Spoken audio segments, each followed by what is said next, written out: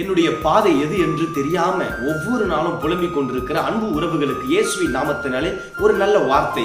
இன்றைய வேத வசனம் சொல்லுகிறது, 1 பேதுருவின் புஸ்தகம் 5வது அதிகாரம் 10வது வசனம், உங்களை சீர்படுத்தி ஸ்திரப்படுத்தி பலப்படுத்தி நிலை நிறுத்துவாராக என்று சொல்லுகிறது. ஆமாங்க, உங்களுடைய பாதை, நீங்க போகிற இடம், நீங்கள் கையிட்டு செய்கிற வேலைகளில என்ன பண்றதுன்னு தெரியாம இருக்கிறீங்களா?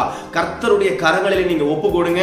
கர்த்தர் உங்களை சீர்படுத்துவார், உங்களை பலப்படுத்துவார், உங்களை ஸ்திரப்படுத்துவார், அவரே நிலை நிறுத்துவார். நம்முடைய பலத்தினாலே அல்ல, நம்மளுடைய மூளைகளினாலே அல்ல, நம்மளுடைய அறிவு ஞானம் எதை கொண்டு நீங்கள் செய்தாலும் சரி, கர்த்தர் பலனை உங்களுக்கு கொடுக்காவிட்டால், கர்த்தர் உங்களுக்கு ஞானத்தை கொடுக்காவிட்டால், நம்மளுடைய பாதையில நிறைய ஏமாற்றங்களை நம்ம பார்க்க வேண்டியதா இருக்கும். ஆமாங்க, இந்த வார்த்தையை கேட்டுக்கொண்டிருக்கிற உங்களுடைய வாழ்க்கையில நீங்கள் எடுக்க வேண்டிய ஒரே ஒரு தீர்மானம், கர்த்தருடைய பலத்த கரங்களில் அடங்கி இருங்கள், அவரே உங்களை ஸ்திரப்படுத்துவார். கர்த்தர் தாமே உங்களை ஆசீர்வதிப்பாராக. God bless you. God bless you.